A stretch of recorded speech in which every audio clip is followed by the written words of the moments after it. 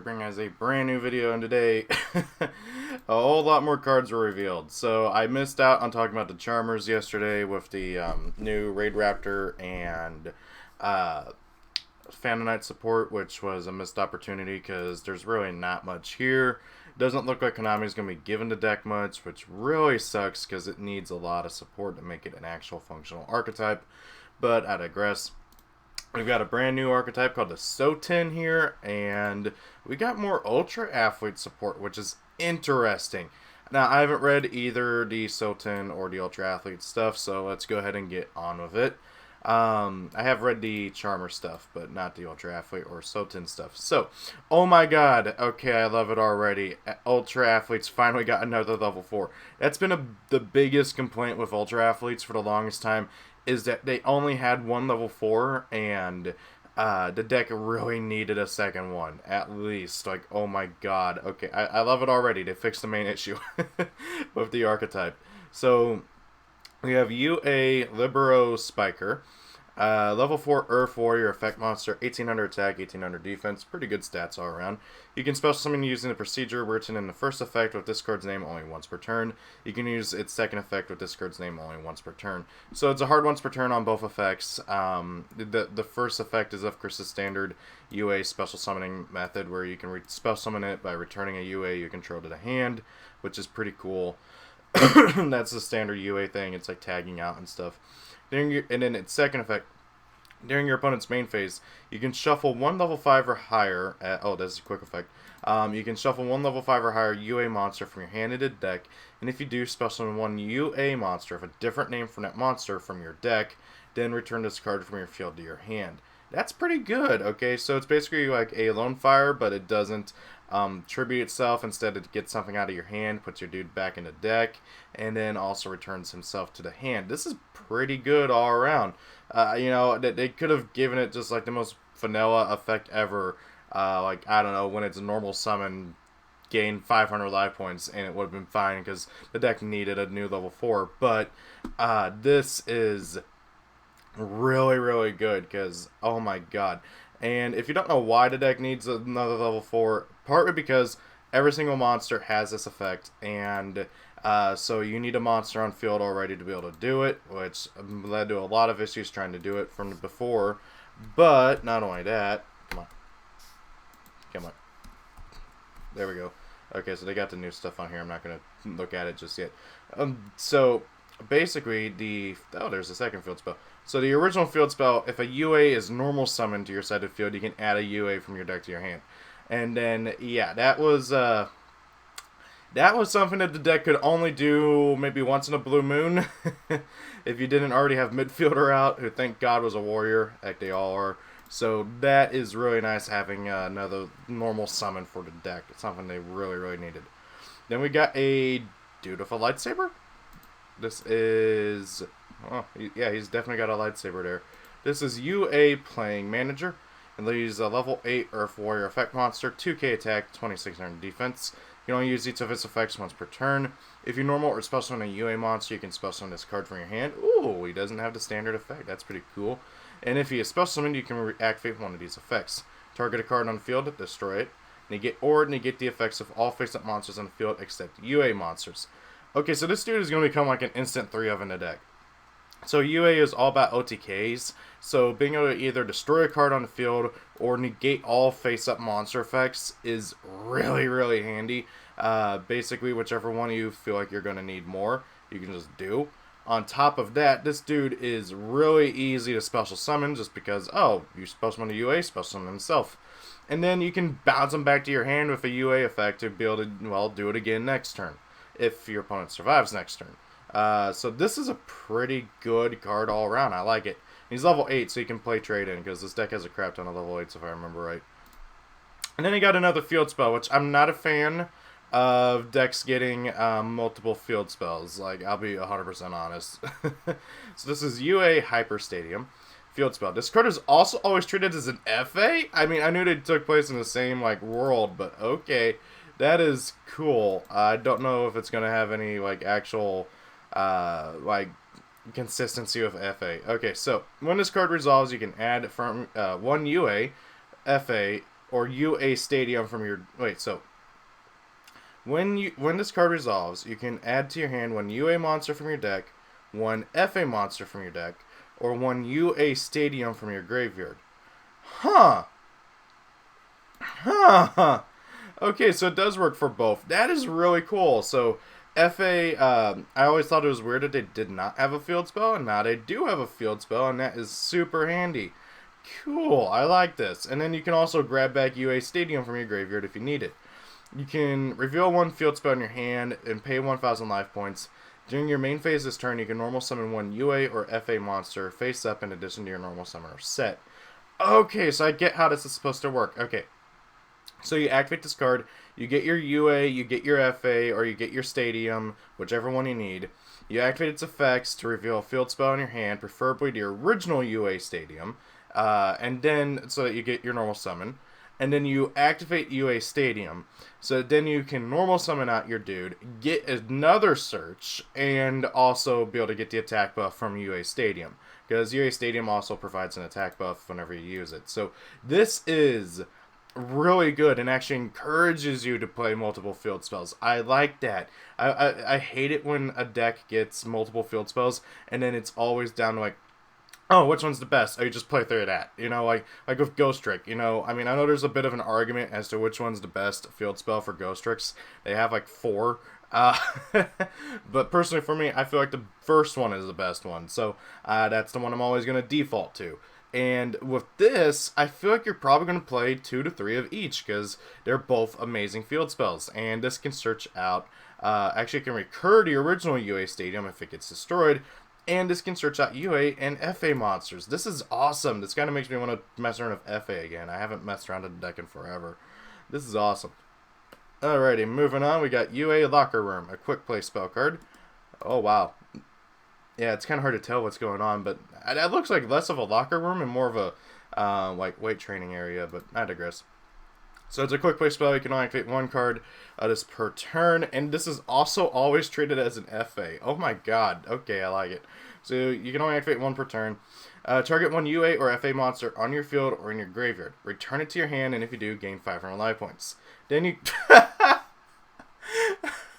Oh god, that's just so funny. I mentioned the 500 life point thing earlier as a joke. What the hell? Okay. So gain 500 life points, then you can apply the following effect. Reveal any number of UA or FA monsters in your hand to your opponent, and if you do, shuffle those revealed cards to the deck, then draw cards equal to the number of returned to the deck. So this card's pretty good. So first and foremost, it's both a UA and an FA card, and it can grab back both. You're not going to be returning dudes from your field to your hand with this very often, if ever, unless like your opponent's like going to destroy them and you want to save your monster. So that's something, but it's mainly going to be used for recurring your dude from your graveyard to then get more draws. This is really good. I like it how you also get 500 life points just randomly, because why not? This card's pretty darn good. I like it, you know. The biggest thing is also it's something that like FA needed. Like FA needed more good spells, and this is going to be really handy for FA too. Oh my god, I love it. And then we got a trap card, UA MVP. This card is also always treated as an FA card. Okay. You can only activate one card of this card's name per turn. Please be good. If a UA or FA monster you control destroys an opponent's monster by battle or inflicts battle damage to your opponent after damage calculation, you can special summon any number of UA and or FA monsters with different names from your hand or graveyard in defense position. I love it. So FA and UA are all about basically just being able to run over your opponent with like a crap ton of attack and all that fun stuff. FA was definitely more about control though, like they had more controlling effects, while UA are all about just slamming your opponent with a big monster. Usually the dude with the baseball bat while equipped with the equip spell, which basically makes them do like double damage and be able to attack twice and stuff like that. Something like that. I can't remember. It's been a while since I've read all the old cards, but it's something like that. And this card basically gives you a way to be able to plus off of being able to destroy your opponent's stuff in case that, well, you weren't able to OTK. So that is handy as heck. I like it. This is great. Well, what's our time so far? Almost 10 minutes. I think I'm going to save Soten for another video because they got a crap ton of stuff, and I don't want these videos going so long. Unless you guys want long videos, let me know down below. I mean, It's down to what you guys want. So let's go ahead and talk about the Charmer stuff real quick because there's not much here. First and foremost, the promo which supports Charmers was finally revealed, and that's Edda, the Sun Magician. Really good looking artwork. Like, holy crap. Very cool looking. Come on. Thank you. Ida, the Sun Magician, or Edda, the Sun Magician, don't know which way. Earth, level 4, Spellcaster, Effect Monster, 1500 attack, 1500 defense, which I believe makes it searchable off of one of the new Charmer supports. You can only use this card's first and second effects once per turn. It's hard once per turn on each. If this card is normal or foot face up, you can special summon one Spellcaster monster, 1500 defense from your hand or deck, except Ida, the Sun Magician, in face down defense position. During your opponent's main phase, you can change one face-down spellcaster you control to face-up attack position or face-up defense position.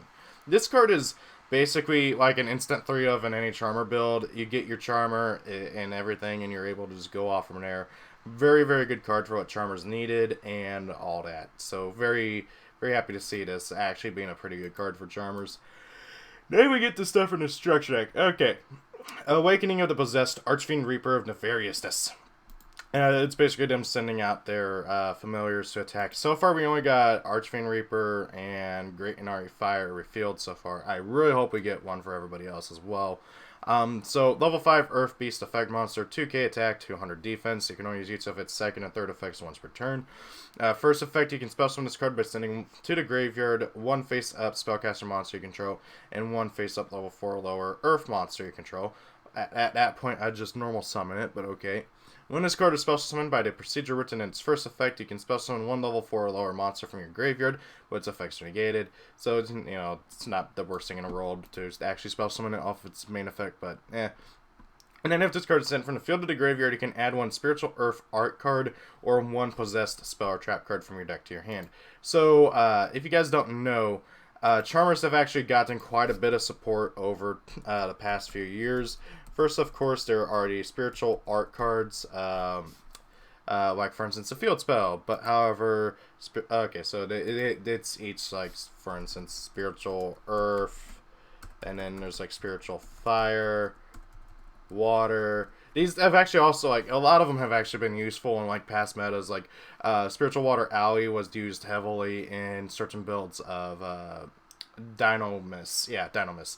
I even remember playing it myself, and it was pretty good. So, but the big one is the possessed stuff, which possessed actually is really important, if I could spell it right.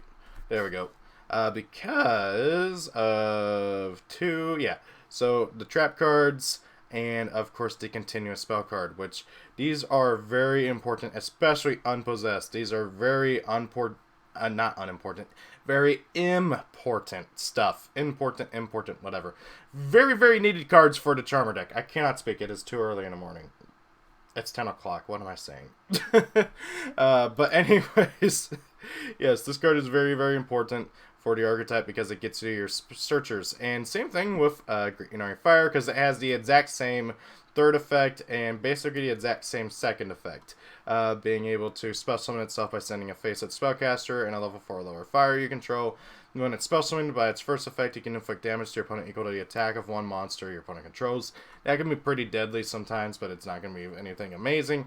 The biggest one, though, is, again, being able to search any possessed spell or trap card from your deck to your hand, or a spiritual fire art card whenever it is sent from the field to the graveyard.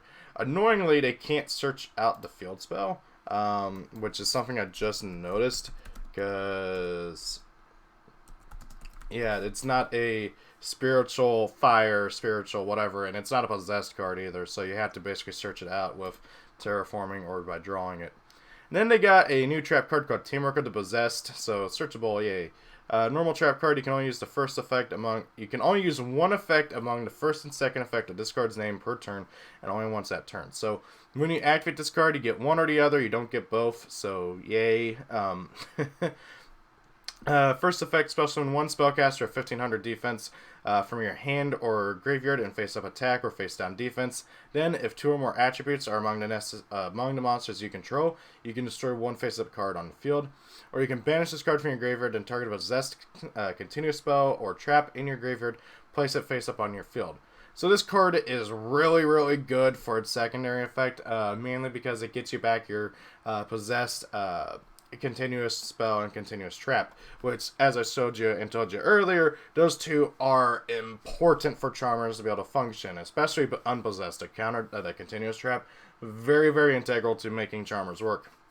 And so this is very important for being able to recur them in case your opponent destroys it, because they will. And I really wish I could also recur it from being banished, because, you know, Galaxy Cyclone, or whatever it's called, is incredibly popular right now, especially with the very lackluster ban list, but I digress. The bigger other effect as well, being able to just spell summon any of your dudes, I mean, women, their girls, waifus from your graveyard or your hand in face-up attack or defense, face-down defense is really good as well. I don't see the destroying a card if you have 2 or more attributes on your field that are, 2 or more. Okay, so yeah, actually no. So I misread that to myself. I thought it said 2 or more of the same attribute, but no, it's 2 or more attributes. So yeah, that's actually going to be relatively easy to trigger, so I like that. So yeah, you can destroy one face-up card on the field. It's going to be kind of handy, just, you know, getting to destroy stuff. So that is it for Charmers and Ultra Athletes. Personally, I feel like Charmers are just a deck that's not going to be able to be a thing without, like, a copious amount of stuff. Like, the big one is that the old Charmers are just not good. Like, they're flip effects, you know, like, all they do is take control of an opponent's monster that has the same attribute as them, which means in order to actually be able to use them effectively, you're going to have to, like, try and figure out, like, okay, which ones do I want to play, because what are the most popular ones, which that's mainly going to be, like, light and dark and maybe fire sometimes, and then, okay, also mix in some of the others, because just in case, and then, oh, hey, and then you also got the familiar possessed with their crappy summoning mechanics. God, this deck is in dire need of an overhaul, and I will probably do an overhaul on it, unless Konami, like, just blows me away with whatever the final cards are in this deck, because they really need it. Like, seriously, Unpossessed and Awakening of the Possessed are both great cards for what they want to do, but the monsters are still garbage. One of these days I really want to get me a Starlight when I'm going to be 100% honest. She's so cute. She's my favorite, and I really want that Starlight version of her. But also money. So yeah. Anyways, so yeah, the Charmer stuff leaves a lot of room to be desired, but the UA stuff, oh my god, I want to test out UA like right now. Anyways, guys, I think I'm going to go ahead and end it here. The video is pushing 20 minutes. Holy crap. Yeah, it's going to be like a 30-minute video to Silton. So I'm going to cover them in a separate one. Also, I'm going to drink like a gallon of coffee or something real quick to wake me up more, because I am still like thinking it's 5 o'clock in the morning. Anyways, guys, thank you for watching. Rate, comment, and subscribe. Please, please, please, please consider doing that, as well as also sharing the video. Every little bit helps out. Also, please do consider being a channel member. It's only $1 a month, and every dollar helps out a lot. It would be really, really appreciative if anybody can sign up. So, thank you all for watching. Peace out, and see y'all later. Goodbye. Thank you all for watching the video. Have a great day. If it's your birthday, happy birthday. Rate, comment, and subscribe, and see y'all later.